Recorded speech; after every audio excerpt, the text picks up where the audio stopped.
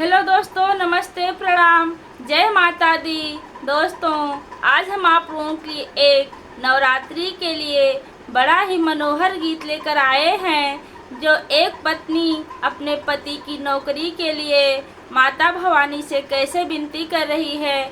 आप लोग वीडियो को लास्ट तक देखिए। पसंद आए तो लाइक, सब्सक्राइब, शेयर और कमेंट में जय माता दी ज़रूर लिखिएगा। लगी जाती सैया की नौकरिया, चैत महीनवा में है मैया।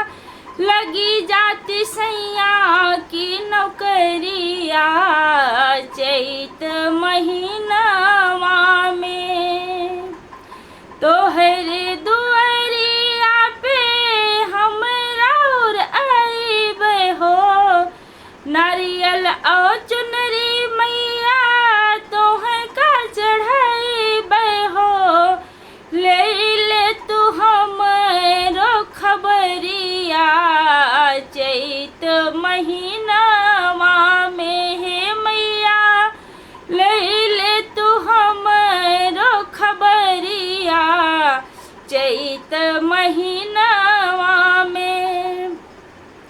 लगी जाती सैया की नौकरिया, चैत महीनवा में है मैया।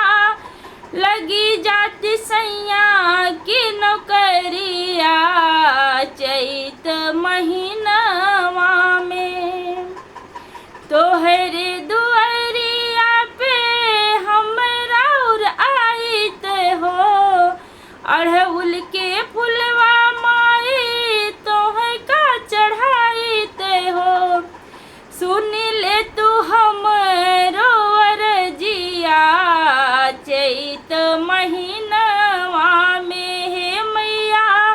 सुन ले तू हमरो अर्जिया, चैत महीनवा में। लगी जाती सैया की नौकरिया, चैत महीनवा में है मैया। लगी जाती सैया की नौकरिया, चैत महीनवा में। तोहरे दुआरिया पे हमरा और आइबे हो, हिलवायो पूरी मैया तोहे का चढ़ाइबे हो। फेरी दे तू हमरो पे नजरिया, चैत महीनवा में है मैया।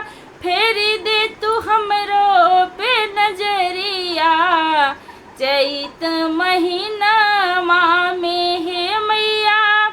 लगी जाती सैया की नौकरिया, चैत महीना